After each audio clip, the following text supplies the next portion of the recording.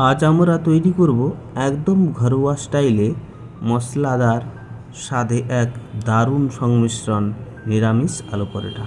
সকালে বা বিকেলের নাস্তায় এই আলু পরোটা দই বা আচারের সাথে জমে যাবে। সম্পূর্ণ পেঁয়াজ রসুন ছাড়া এক পছন্দের রেসিপি। চলুন দেখে নেই এই সহজ মজাদার রেসিপি আলু পরোটা। আমি জগৎবন্ধু কিচেনে সবাইকে স্বাগত। আমি প্রথমে আটা 500 গ্রাম নিয়েছি, হাফ চামচ লবণ নিয়েছি। আটার সঙ্গে লবণটাকে মিশিয়ে তারপর পরিমাণ মতন জল দিয়ে ভালোভাবে আটাকে ঠেসে ঠেসে মাখিয়ে নেব। এবার আমি আলুগুলোকে ছাড়িয়ে সেদ্ধ করে নিচ্ছি লবণ দিয়ে।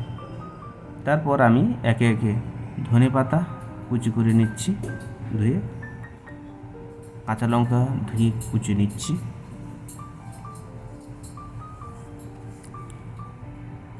একটু ছোট ছোট করে কুচোতে হবে, ভালোভাবে ফাইন চপিং করতে হবে। আমি আদা নিয়ে নিচ্ছি, আদাকে গ্রেট করে নিচ্ছি, আপনারা চপিং করে নিতে পারেন। পরিমাণ মতো আপনার কাঁচা লঙ্কা নিয়ে নেবেন, আদা কুচি নিয়ে নিচ্ছি, ধনেপাতা কুচি নিয়ে নেব,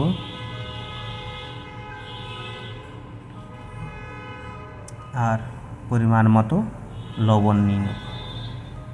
এবার নিয়ে নিচ্ছি আমি চাট মশলা। আপনারা চাট মশলা না থাকলে লেবুর রস দিতে পারেন, আর জিরে গুঁড়ো দিয়ে দিচ্ছি।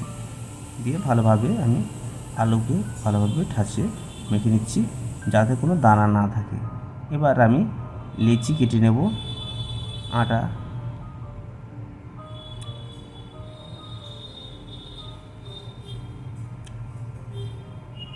আটা কিছুক্ষণ মাখিয়ে রেখে দিয়েছিলাম। এবার লেচি কেটে নিয়েছি। লেচিটিকে বাটির আকারে আমি হাতের সাহায্যে বাটি আকারে নিয়ে নিচ্ছি। এবার আমি যতটা আটা পরিমাণ নিয়েছি ততটাই আলু নেব, দিলে আলু পরোটা ভালো হবে। দিয়ে আমি একে একে এইভাবে স্টাফিং করে নিচ্ছি যাতে আলু পরোটা না ফেটে যায়, সেই হিসাবে ভালোভাবে ভিতরে স্টাফিং করে নিচ্ছি।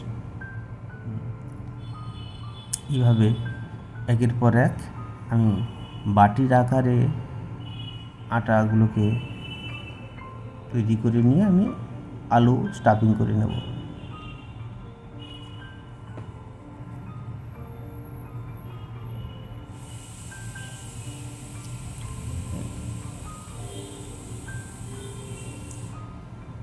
কারণ আলু যতটা শক্ত থাকবে আটাও ততটা শক্ত থাকবে।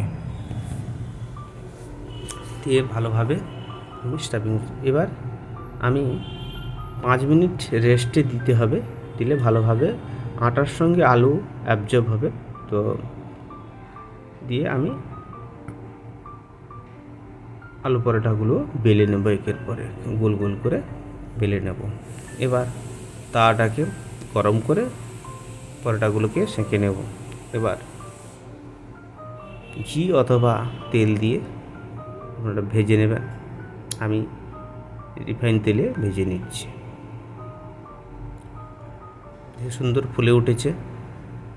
আলু পরোটা যদি না ফুলে ঠিক আলু পরোটা ঠিক হবে না। দেখুন পরোটা খুব নরম হয়েছে, যেন মুখে দিলেই মিলিয়ে যাবে। আমি খেয়ে দেখছি, খুব নরম, খুব টেস্টফুল হয়েছে। আজকের ভিডিও এই পর্যন্ত, পরের ভিডিওতে দেখা হচ্ছে। আপনারা চ্যানেলটিকে অবশ্যই সাবস্ক্রাইব করবেন, লাইক শেয়ার কমেন্ট করতে ভুলবেন না। আপনারা সুস্থ থাকুন, ভালো থাকুন।